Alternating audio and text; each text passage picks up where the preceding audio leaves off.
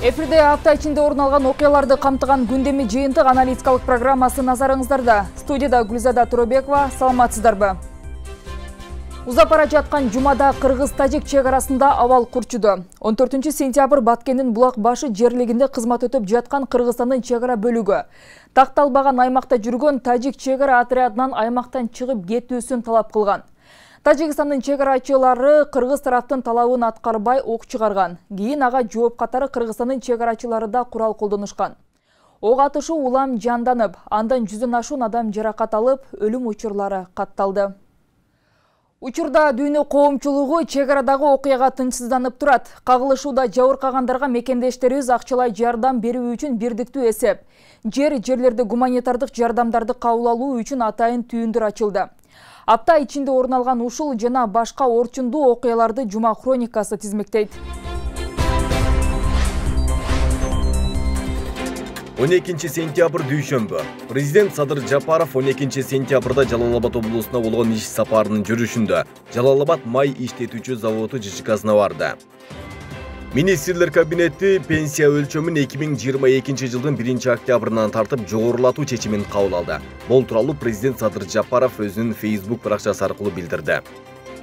Баткен облусунда үстүбүздөгү жылдын 6 айында ата-энеси миграцияда жүргөн балдардын бирөөсү суицидке кабылып, экөөсү суга чөгүп каза болгон. Ал эми 8 баланын үстүнөн укук коргоо органдарына арыз түшкөн. Ош шаарында быйылкыга пландалган 38 көчөдө тротуарды оңдоо түзөөгө акча каражаты тартыш, андыктан жыл башында айтылган жолдор толугу менен бүтпөй турган болууда. 13 сентябрь шейшембе. Жогорку кеңештин комитет жыйынында Кадамжайда зордукталып өлтүрүлгөн өспүрүм кыздын өлүмү боюнча тергөө иштеринин жүрүшү тууралуу талкуу жүрдү. Анда депутаттар секелек кыздын өлүмүнө шектелип кармалган жарандарды аяусуз жазалоо демилгесин көтөрүштү. Башкы прокуратура тарабынан энергетика министри Доскул Бекмурзаевге карата кызматтык абалдан кыянаттык менен пайдалануу фактылары боюнча 2 кылмыш иши козголду. Ош шаарындагы Бакыт үйү капиталдык ремонттон кийин ачылып пайдаланууга берилди. Атылган жайдын кызматкерлери убактылуу Ош шаардык калкты тейлөө борборуна көчүрүлүп, ошол жайдан кызмат көрсөтүп жаткан болчу. 14 сентябрь шаршембе. Кыргызстанда 700 миңге жакын салык төлөөчү бар. Анын ичинде 2860 ишкер өлкө бюджетинин 80%ын толтурат. Президенттин жарлыгына ылайык эми аларга Кыргыз Республикасынын эмгек сиңирген ишкери деген наам берилет.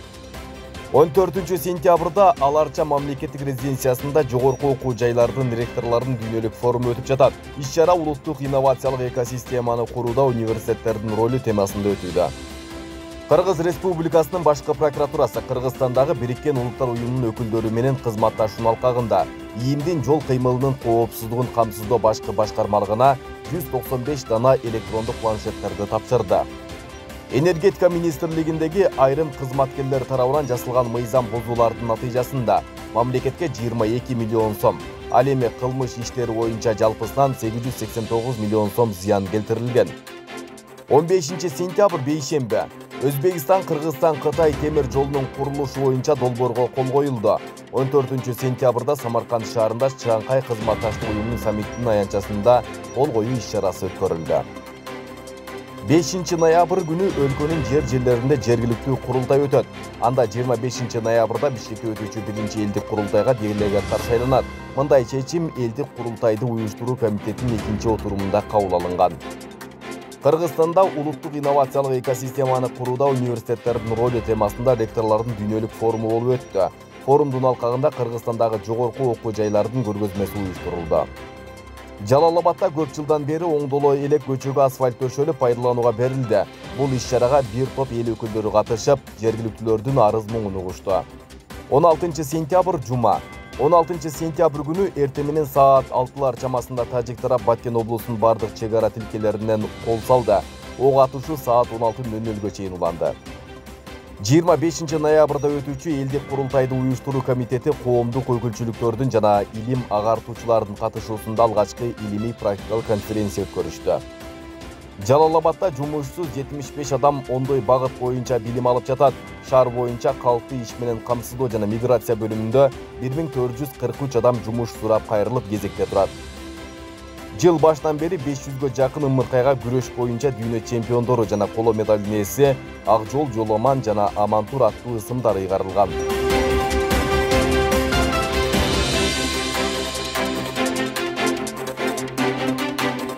14 сентябрда орун алган Кыргыз-Тажик чек арасындагы жаңжал бүгүнкү күнгө дейре курч бойдон калууда. Тажик тарап эки тараптуу сүйлөшүүлөргө карабастан келишимди бузуп, оор курал жарактарды колдонду. Учурда чек ара кызматы коопсуздукту камсыздоо максатында өз милдетин аткарып жатканы айтылат. Тилекке каршы ок атышуудан каза болгондордун алдын ала саны 24-тү түзүп, жарат алгандардын саны 120дан ашкан. Кырдаалга байланыштуу Баткен облусунда 136 000 адам эвакуацияланды. Булар Баткен жана Разаков шаарларынын, Баткен жана Лейлек райондорунун тургундары. Кененирээк кабарчыбыздын материалында. 14 сентябрда Тажик тарап Булак башы аймагында куралдуу агрессияны көрсөтүп, ок атуучу куралдардан жана минометтордон пайдаланып Кыргыз тарапта аткылоону баштаган. Андан ары Тажик тарап Баткен чек ара отрядынын Көк Таш чек ара заставасынан, андан соң Баткен районундагы Паскарык аймагында жайгашкан Самаркандек чек ара заставасын аткылай баштаган. Ал эми 16 сентябрь күнү эртең менен саат 6-лар чамасында Тажик тарап Баткен облусунун бардык чек ара тилкелерине кол салган. Анда УКМК төрагасы Камчыбек Ташиев, Тажикстандын УКМК төрагасы Саймумен Ятимов жана эки тараптын күч түзүмдөрүнүн жетекчилеринин сүйлөшүүсү жүрүп, ок атууну токтотуу боюнча чечимге келишкен. Ок атууну токтотуу боюнча чечимге келдик. Азыр комиссия түздүк. Ошол комиссияда биздин Баткен облусу губернатору, начальник УВДС, ДКМдин башчысы, погранслужбанын орун басары жана МВДнын министрдин орун басары болушуп комиссия түздүк. Биз тараптан да, алар тараптан да азыр Кызыл Бел погран заставасында переходдо ошол жерде азыр ишти башташты. Ок атышпоо боюнча жетишилген макулдашууларга карабастан Тажик тарап келишимдерди бузуп, Лейлек районунун Кулунду жана Жаңы жер конуштарындагы кыргыз чек арачыларынын түзүмдөрүнө кайрадан ок чыгарган. Тажик тарап Баткен облусуна ракеталык системаны да колдонгон.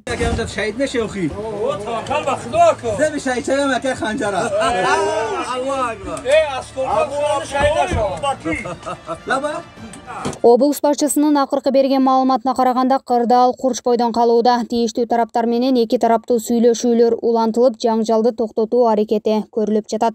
Кече күнү жолугушууда сүйлөшкөндө саат 10дон баштап туруп, бүт чек арадагы атышууларды токтотуу боюнча сүйлөшкөнбүз. Жакшы түнү менен атышуулар токтолуп, атышуулар болгон жок. Бирок тилекке каршы бүгүн эртең менен атышуулар дагы башталып кетти. Азыркы чейин кээ бир жерлерде атышуулар болуп жатат. Азыркы күндө Сагдуу областы менен түзүлгөн комиссия биргеликте иштеп жатабыз. Сүйлөшүүлөрдүн жыйынтыгы жакшы болбой калып атат. Анткени ар кандай коңшу өлкөдөн күчтөр келип калыптыр дагы токтотпой, аларга дагы баш ийбей, атышуулар дагы болуп кетип жатат да. Буну биз коңшу өлкөлөрдүн өкүлдөрүнө дагы айттык. Аксай айылы боюнча түнү менен биздин өзүбүздүн подразделенияларыбыз иштешкен. Азыр Аксай толугу менен эле бизде элдер ал жерге кирип жатат.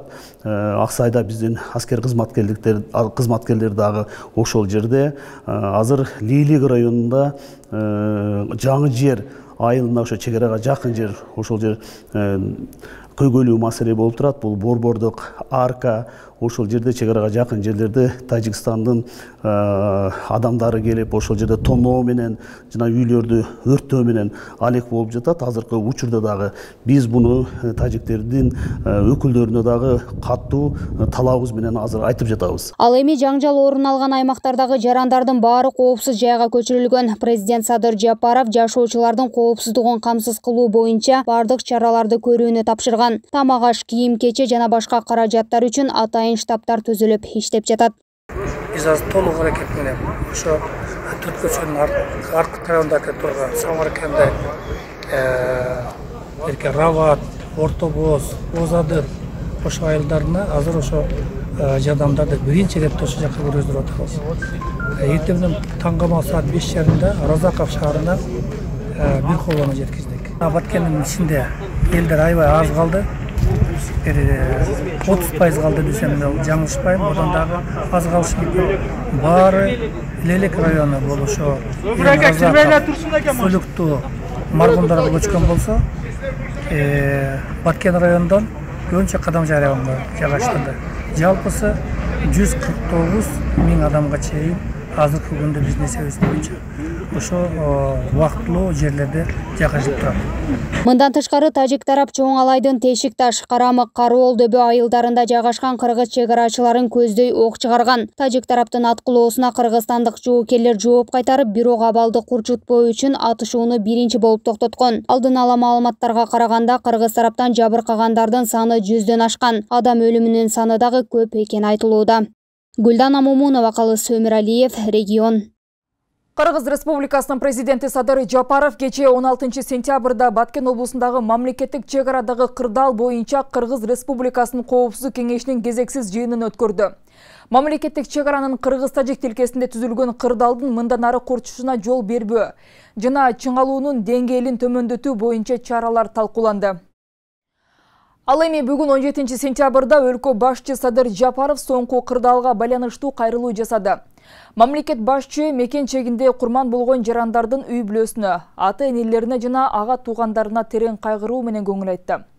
Ошондой эле ал эр жүрөк чегарачылардын жааган октон жалтанбаган эрдигине, душман мизин кайтарган баатырдыгына чоң ыраазычылык билдирди. Аны менен катар Жапаров тарыхта чегара маселеси жөнгө салынбай, жер талашкан учурлардын баары чыр чатак менен коштолуп, жоготуулар сөзсүз болгондугун эске салды. Урматтуу мекендештер, кымбаттуу калайык журт, өзүңүздөргө белгилүү болгондой тилекке каршы Баткен жергебизде коголаңдуу окуя, курал-жарак колдонулган жана кан төгүлөргө алып келген чыр чатак кайталанды. Кыргыз-тажик чегара аймактарында болуп өткөн бул куралдуу чыр чатакта мекендештерибиз курман болду. Мен мекенибиздин чегинде курман болгон мекендештерибиздин үй бүлөсүнө, ата-энелерине жана ага туугандарына терең кайгыруу менен көңүл айтам. Курман болгон бир туугандарыбыз 1 чарчы метр жерди бербей, мекен чегин көздүн карегиндей сактоо деген ыйык милдетти аткарып жатып курман болушту. Жаткан жерлери жайлуу болсун, жараткан бейишинен орун берсин.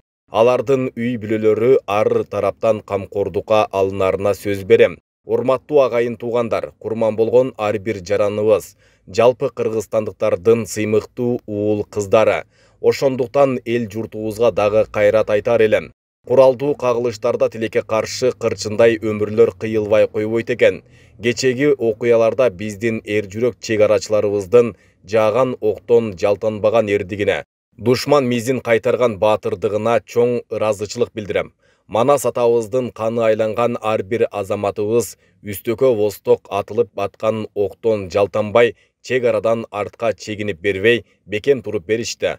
Мына ушундай эр жигиттерибиз турганда Кыргызстандын аймактык бүтүндүгү бекем сакталат деп ишенем. Бул куралдуу кагылышта жалаң эле биздин жарандарыбыз өлүмгө кириптер болгон жок. Ыкчам маалыматтарга ылайык тажик тараптагы оор жоготууларга учурады. Урматтуу агайын туугандар, өткөн тарыхка көз чаптырсак, чегара маселеси жөнгө салынбай, жер талашкан учурлардын баары чыр чатактары менен коштолуп, жоготуулар сөзсүз болгондугуна күбө болобуз. Бирок кандай болгон күндө дагы ата-бабаларыбыздан мурас болуп калган жерибиздин 1 чарчы метр жерин да башкаларга бербейбиз. Улуттук кызыкчылыгыбызды бекем коргойбуз. Сиздерге белгилүү, Өзбекистан Республикасы менен чегара тилкелерибиздин баары такталды. Аларды кагазга түшүрүп, тариздөө маселелери гана калды. Ал эми кыргыз-тажик чегарасын тактоо маселелери дагы деле күн тартибинде турат. Тарых тастыктап келе жаткандай чегара маселеси өтө кылдаттыкты, сабырды талап кылган оор маселе. Ошентсе да биз кыргыз-тажик чегарасын ыкчамдатып чечүүгө аракетибизди 1 мүнөт дагы токтотпойбуз. Тажикстандын Кыргызстанга куралдуу кол салуусунан улам Баткендеги түзүлгөн кырдаалга байланыштуу мекендештерге гуманитардык жардамдарды чогултуу иши тынымсыз жүрүп жатат. Кечээ 16 сентябрда алгачкы жардамдар жерлерден чогулуп Баткен элине жетти. Ал ортодо Ош облусунун Чоң Алай районунда да ок атышуу башталганы маалымдалды. Мындан улам райондун жекеңди айыл аймагынан бүгүнкү күнгө чейин жалпы 5000ден ашуун адам эвакуацияланган. Ушул учурда Чоң Алайга да гуманитардык жардам жөнөтүү иши колго алынган. Бул тууралуу кененирээк Асель Сыдыкованын материалында. Баткенде түзүлгөн акыркы кырдаалдан улам Кыргызстандын 7 дубанынан Баткендеги бордошторубузга ар кандай жардамдар жеткирилүүдө. Кечээ 16 сентябрда Оштон алгачкы 100 тоннадан ашык жүк жерине жетти. Ал жерде өзгөчө кырдаалдар министри Бообек Ажикеев көзөмөлдөп жатат.